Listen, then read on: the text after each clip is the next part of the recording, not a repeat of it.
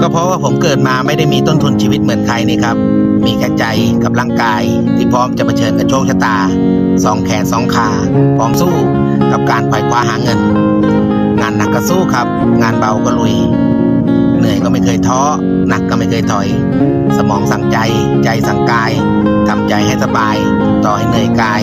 ผมก็ทำได้จนมันสำเร็จแล้วครับเขาบอกว่าอุปสรรคมีไว้พุ่งชนแต่สำหรับความจนก็ต้องทนสู้กันไปนะครับเงินเก็บในบัญชีอาจจะยังไม่มีถึง10,000-100,000แต่ถ้าว่า2 มือ 2 แขนผมก็จะทำมันให้ได้แหละครับตอนนี้มีน้อยแต่ผมก็ไม่เคยไปคอยวาสนาลุยและฟันฝ่าเพื่อโชคชะตาจะหันมาเข้าข้างเราในสักวันแหละครับก็เพราะว่าผมเกิดมาไม่ได้มีต้นทุนชีวิตเหมือนใครนี่ครับมีแค่ใจกับร่างกายที่พร้อมจะเผชิญกับโชคชะตาสองแขนสองขาพร้อมสู้กับการไขว่คว้าหาเงิน